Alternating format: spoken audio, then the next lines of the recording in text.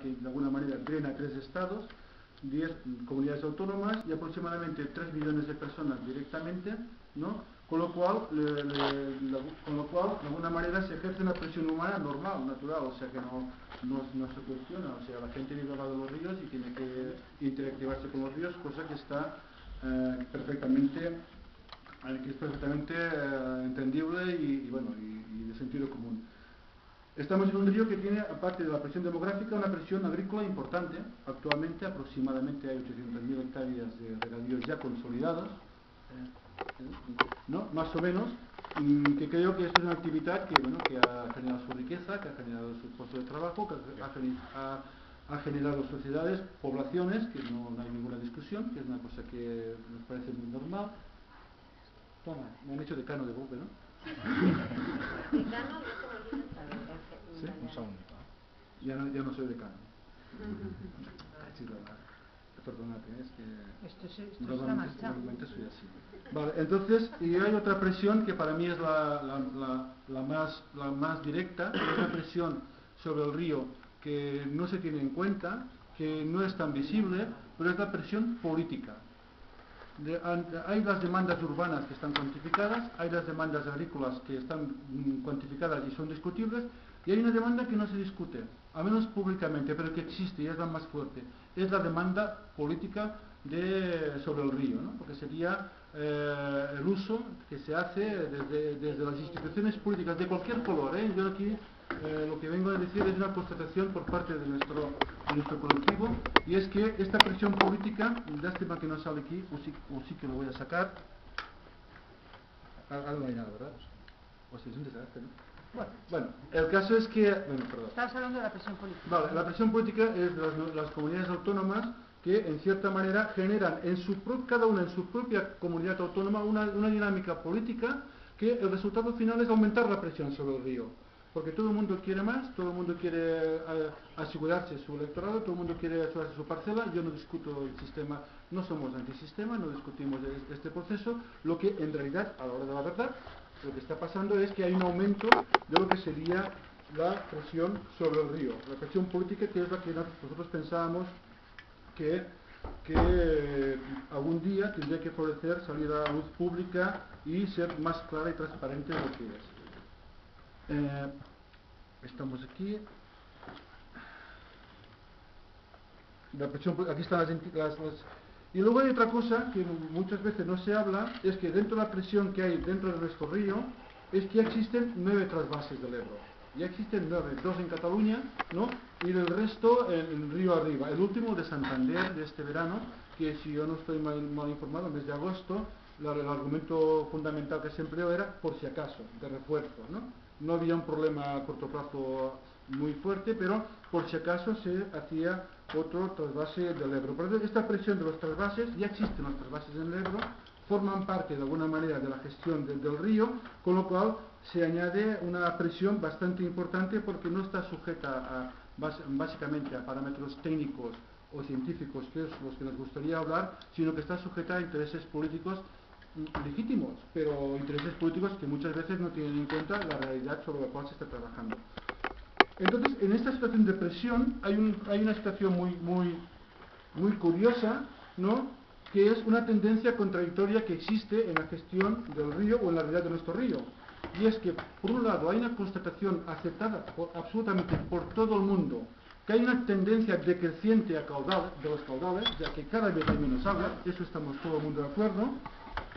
Con lo cual, todo el mundo dice, habrá que hacer algo, habrá que discutir, habrá que hablar, habrá que negociar, habrá que pactar, pero por el otro lado, contradictoriamente, hay una tendencia al alza de la presión y la demanda, de la demanda urbana, pero fundamentalmente de la demanda de regadíos, de nuevos regadíos. Y esto afecta a toda la cuenca, no es un problema de Aragón, sino es un problema de Cataluña, de Aragón, de Navarra y de La Rioja y tal. Por lo tanto, de alguna manera, esta tendencia contradictoria genera un problema que si no se resuelve de una manera adecuadamente va a provocar dos cosas. Una es una frustración para quien tenga las demandas o quien tenga la ilusión puesta en las demandas, un conflicto con los que vean que esta contradicción o se resuelve de una manera positiva o se va o bien a una sobreexplotación de la masa de agua o se va a una situación sin retorno y sin salida. Y curiosamente, si ustedes recuerdan, hemos estado, una cosa que me había dicho al principio, que es una pegatina, la Plataforma de Defensa del Ebro lleva 10 años, lo celebramos el mes pasado, los 10 años, pero la lucha por la defensa del Ebro en el Delta lleva 30 años, que luego lo verán, ¿no? Entonces vemos que en la lucha por un río vivo, la lucha o la unión o el trabajo para recuperar el río y hacer que el río sea pues un factor de equilibrio, un factor de riqueza, pero al mismo tiempo un factor del cual puedan disfrutar o puedan no sé la palabra exactamente, que pueda ser tenido en cuenta para futuras generaciones, un factor a tener en cuenta es que si se ejecutan estos nuevos regadíos que están previstos dentro de lo que sería el Plan de Nacional de Regadíos, pues todo dentro del plan de Cuenca, el impacto sobre los caudales del río serían 2 veces el impacto que ocasionaba el famoso trasvase del PP del año 2000. Con lo cual si estábamos todos de acuerdo en modificar el plan ideológico nacional, y por eso hicimos las manifestaciones de Zaragoza, de Barcelona, fuimos a Madrid, fuimos a Valencia, pero sobre todo fuimos a Bruselas, de alguna manera, si esto siguió para adelante, el objetivo no lo conseguiríamos, pasaría a otra cosa, ¿no? Por lo tanto, esto es un tema que a mí me ayudaría un poco a situar cómo vemos nosotros el río, que conste que no estoy hablando del delta, estoy hablando del río, cómo vemos la gestión del río y cómo intuimos que según qué camino se lleve, vamos a entrar en un callejón sin salida en el cual vamos a salir todos muy enfadados y el problema no se va a solucionar. Pero además parto de una base, y eso os lo decía, de una experiencia histórica. No se ve muy bien, pero nosotros ya llevamos ya 7 intentos de trasvase del Ebro desde el año 73, desde la época de la dictadura.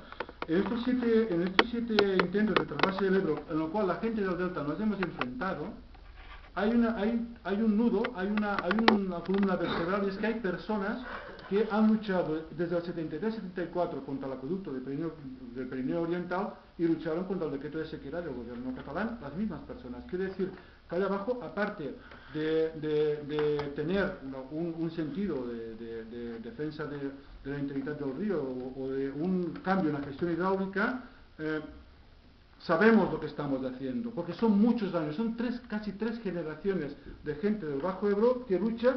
Y en este cuadro, que lástima que no se lo pueda enseñar aquí arriba, es un cuadro, lo hice yo personalmente, es un cuadro que se pueden extraer muchas conclusiones, pero yo les voy a dar 2.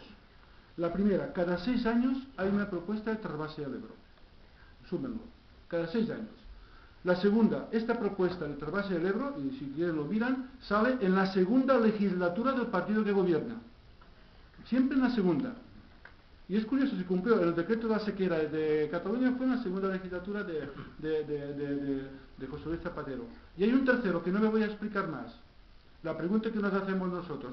Por esta lista de 7 trasvases han pasado absolutamente todos los gobiernos democráticos y el general Franco. Todos. La pregunta es, ¿qué nexo de unión hay entre todos los gobiernos democráticos, del Partido Popular, del PSOE, de izquierdas, en Cataluña, Convergencia, el general Franco y la gestión del Ebro? ¿Qué hay? ¿Qué une todo eso? Hay un lobby, no voy a entrar, no voy a discutir, porque además se enfadan los del lobby, ¿no? Y son gente que no me gusta que se enfaden. Por lo tanto, hay más conclusiones, pero que entiendan ustedes que estamos en una dinámica que está por encima de la coyuntura política. Otra cosa es el rédito político que se pueda encontrar en el tema, porque lo hay. Pero hay una circunstancia superior a lo que sería la coyuntura política, que yo pienso que es una cosa que nos tendría que preocupar. Y esto sería lo que yo enfocaría como el pasado y el presente de los trasvases. Y ahora quisiera hablar del futuro, para acabar, ¿no? Ha pasado la época de los trasvases, o sea, ya ha pasado, en cuanto se modificó la ley en el 2004 y en el 2005, acabamos con el peligro de los trasvases, y la reflexión que yo hago, y muy rápida, para que no se me canse la señora moderadora, es ¿cuáles son los objetivos de los trasvases? Hay que tenerlo en cuenta, cuáles son los objetivos, ¿no? Y hay una cosa que queda muy clara, los trasvases nunca han tenido como objetivo abastecer a la población. Han tenido otro, y solamente habría que recuperar las hemerotecas de los estudios y los estudios que sustentaron los proyectos para ver que los